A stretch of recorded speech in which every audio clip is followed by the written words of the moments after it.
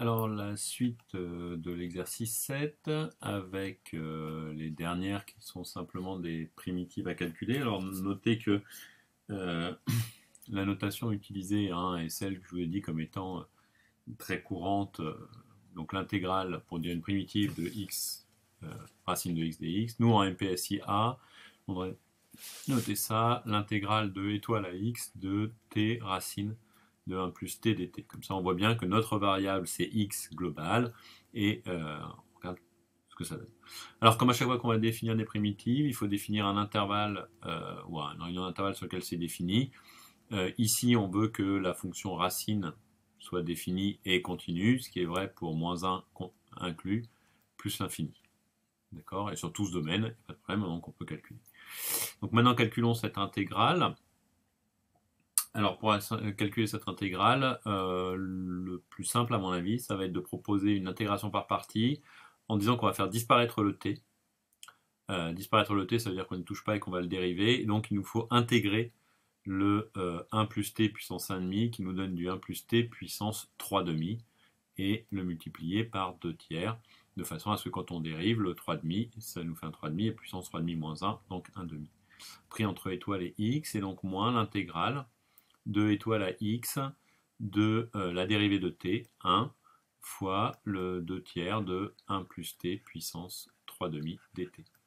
Ce qui nous donne donc pour la primitive du 2 tiers de x facteur de 1 plus x puissance 3,5, c'est-à-dire 1 plus x facteur de racine de 1 plus x, moins 2 tiers, et là à nouveau une primitive qui va s'exprimer en 1 plus t puissance 5,5 cette fois, et avec un 2 cinquièmes qui va arriver pour les dérivations de étoile à x.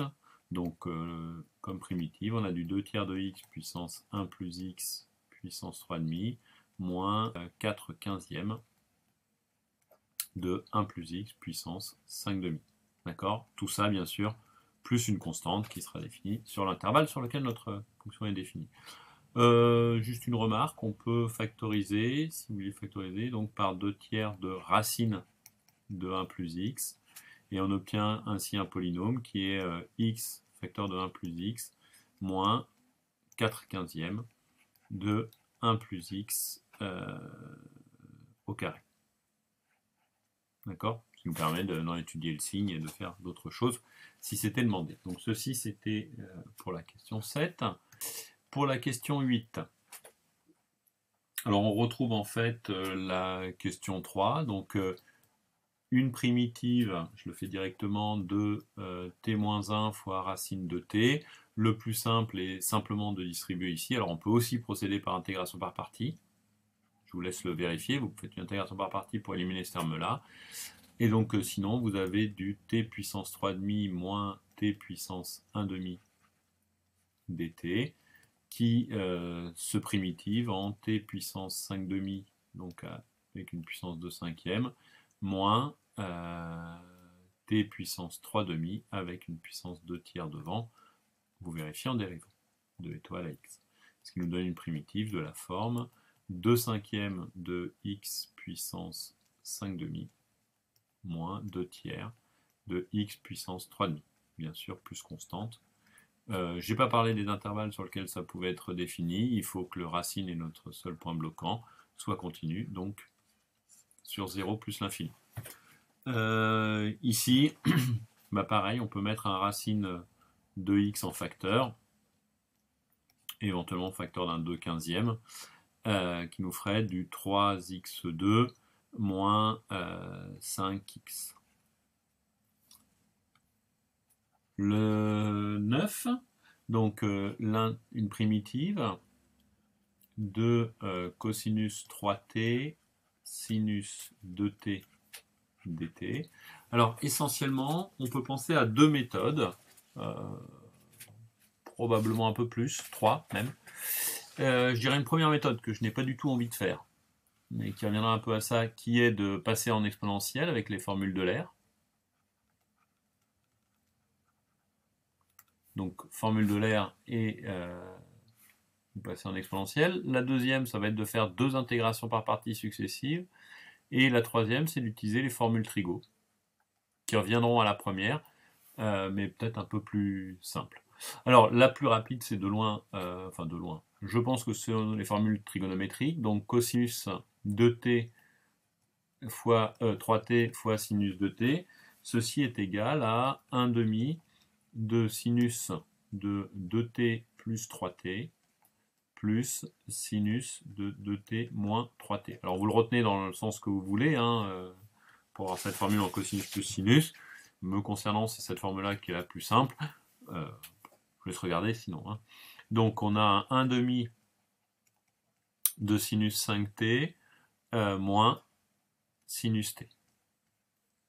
Et donc lorsque l'on intègre de cosinus 3t sinus de t dt, on va obtenir du 1 demi de, alors une primitive qui va s'écrire en moins cosinus 5t sur 5 plus cosinus t sur 1. Ouais, c'était pas très utile de marquer le sur 1, pris entre étoile et x. Donc on a une primitive qui est de la forme moins 1 dixième de cosinus 5x plus 1 demi de cosinus x. Deuxième méthode, donc pour la même intégrale, j'ai parlé d'une intégration par partie, donc cosinus 3t sinus de 2t dt. Alors je procède à une intégration par partie, alors je choisis d'en intégrer un des deux. Par exemple, je vais commencer par intégrer le cosinus, donc ce qui nous fait un sinus 3t sur 3 fois sinus de t moins, et là je vais dériver donc l'intégrale de étoile à x, une primitive, donc de 2 tiers de sinus 3t cosinus de t dt. Alors, ça nous donne, donc on a un premier terme qui est en, alors je vais mettre S pour sinus, hein, chose qu'on peut s'autoriser ou non suivant comme on est à l'aise, donc je vous laisse y réfléchir. Voilà. Moins, et donc là j'ai du 2 tiers, et je vais réaliser une nouvelle intégration par partie. Alors attention, dans le même sens que la première, puisque sinon je vais redéfaire et revenir au départ. Donc là je vais primitiver le sinus 3t, qui se primitive en cosinus 3t sur 3, donc avec un cosinus de t ensuite, de t, entre étoile et x, et donc moins plus, une dérivée qui nous fait apparaître un 2 tiers à nouveau, de étoile à x, 2, donc j'ai mon terme en cosinus 3t auquel je ne touche pas, et puis je dérive ce terme en sinus qui me fait un moins sinus, le moins étant apparaître là, de t dt.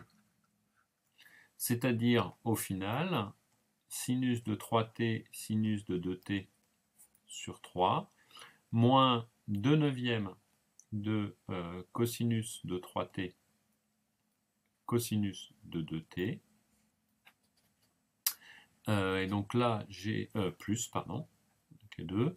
Et puis j'ai un nouveau un moins, et donc un plus aussi, 4 neuvièmes de la primitive de 0 à x de cosinus 3t sinus de t dt.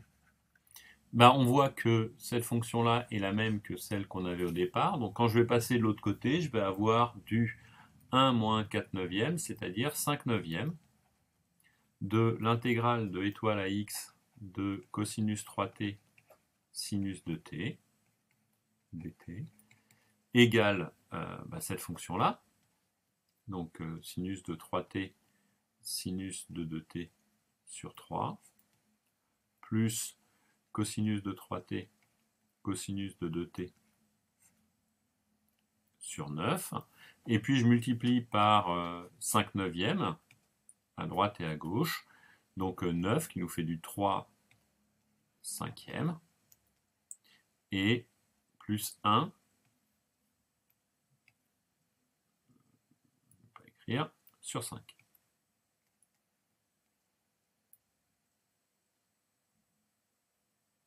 Ah non, il y avait un 2, pardon. On n'a pas la même expression qu'au premier. Vérifions que c'est bien la même chose. On peut utiliser les formules de doublement d'angle, hein, sinus 3t, sinus 2t. Ça, c'est égal à 1 demi de cosinus moins cosinus 5t plus cosinus t, la somme et la différence. Et sinus 3t, sinus cosinus 2t, c'est la somme des deux, donc 1 demi de cosinus 5t plus cosinus t. Donc, ayant remarqué ça, on en déduit que cette somme, c'est... Alors, en cosinus 5t, on a moins 3 cinquièmes plus 2 cinquièmes, donc moins 1 dixième, puisqu'on a du 2 en bas, de cosinus 5t. Et en cosinus t, on a donc un plus, et on a 3 et 2, 5. Sur 5, ça fait 0, et donc le 1,5 qui reste, donc 1,5 de cosinus t, qui est la valeur qu'on avait obtenue ici. Intégrale suivante, le 10, avec une primitive de racine de 1 moins cosinus x, donc de étoile à x, et nous on va le noter avec du cosinus t dt. Le domaine I vaut R, je n'ai pas précisé pour les cosinus et sinus précédemment, mais on a la même chose. Et puis, donc aucune difficulté, puisque 1 moins cos est toujours positif. Et donc l'idée, c'est bien sûr d'écrire que c'est l'intégrale de étoile à x, racine, et là on va remarquer 1, 2 sinus carré t sur 2. Ce qui nous donne une intégrale de étoile à x de racine de 2 fois valeur absolue de sinus t sur 2. Donc là, il va falloir se partager sur différents intervalles. Donc, par exemple, si je prends i sur lequel sinus va être sinus de t va être positif, donc sur 0, 2 pi, d'accord, on va obtenir comme primitive, donc attention, hein, ça ne suppose que c'est une primitive, donc c'est toujours k constante près. Donc un racine de 2 fois 2, parce que je vais prendre une primitive, j'enlève les valeurs absolues, et donc ma primitive s'exprime en moins cosinus. Cosinus x sur 2. D'accord? Plus constante. Alors que, par exemple, sur i qui serait 2pi, 4pi, une primitive de chercher, ça sera la même chose, mais avec un moins ici, et donc en intégrant moins, moins, 1 plus, en plus cosinus 2. D'accord? Plus évidemment une constante. Et attention de bien préciser ce que vous faites, c'est-à-dire que là, vous n'avez que l'expression d'une primitive sur cet intervalle-là. N'allez pas mettre une étoile, une valeur en 0 ici, et me dire qu'on peut calculer ça comme ça. D'accord? Attention à ce point un peu délicat. 11e, l'intégrale de étoile à x de t cube exponentielle 2t dt.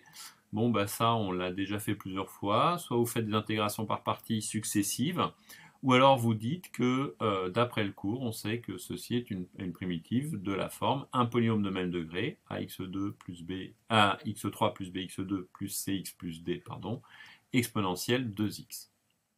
D'accord? Donc ça, on le sait. Puisqu'on le sait, on dérive sur I, le domaine qui là sera R tout entier. Très mal. On a du x cube exponentielle 2x égale, et je dérive ceci.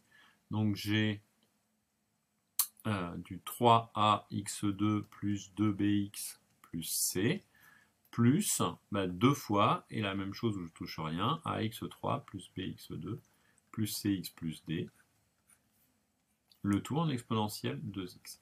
Les exponentielles 2x vont se simplifier, et on va pouvoir identifier, ce qui nous donne un système qui est directement triangulaire. 3a égale à 1, ça c'est pour les termes en x3, pardon, 2a égale à 1, excusez-moi. Pour les termes en x2, on a du 3a plus 2b qui est égal à 0. Pour les termes en x, on a du 2b plus 2c qui est égal à 0. Et pour les termes constants, on a du c plus 2d qui est égal à 0. D'accord? D'où a égale 1,5, b égale à moins 3,5 de a, donc 3 quarts, c égale moins b, 3 quarts, et d égale à moins 1,5 de c, donc moins 3 huitièmes.